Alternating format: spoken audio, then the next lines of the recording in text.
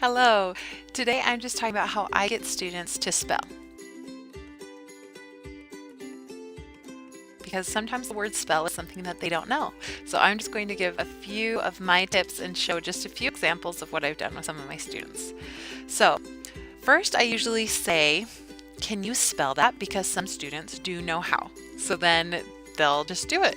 And then other students, they may not understand. So this is how I usually get them to do it. Like in this video clip, the first word is at. And so I say, can you spell at? And I circle it. And she says, at. So she thinks I'm asking her to read. So she doesn't understand. So you can see that what I do is I use my hand and I say A.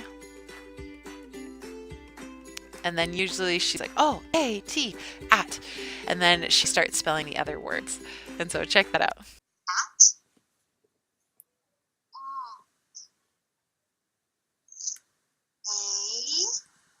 A-T. Good. Can you spell they? T-H-E-Y.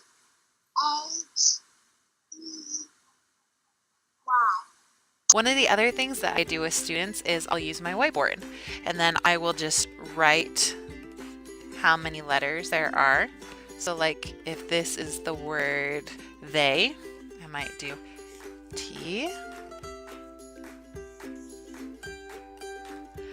And then they'll usually start figuring out, oh, she's spelling they, T-H.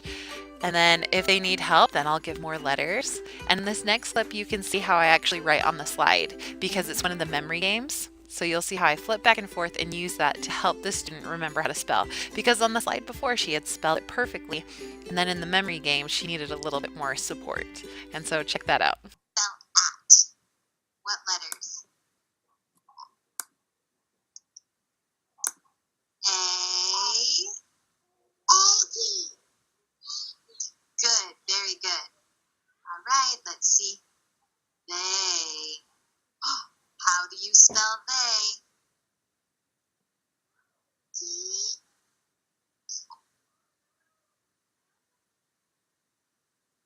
H.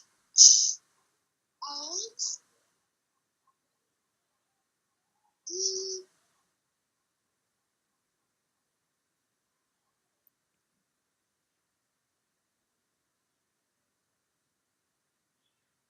Y. Very good. On. How do you spell on? O.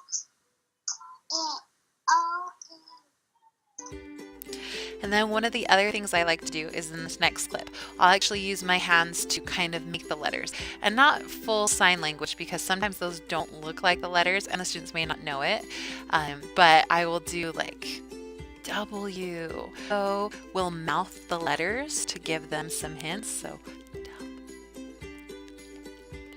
So as they spell it, it will kind of support them that way. Also, sometimes I just give the first letter and sometimes I just combine all these together. Spell with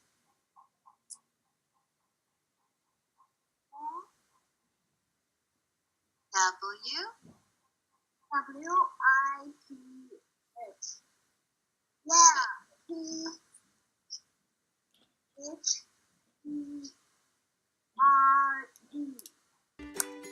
So those are a few ways. Another way that I really liked that I saw is by using the letters as their size. So you can see it like this. Can you spell help? H. And that can give them a real understanding of the uppercase, lowercase, or going above and below the midline. And so hopefully those are a few tips that will help you. And if you have any on how you help your students spell, that would be fantastic. Please put them below. Thanks, everyone.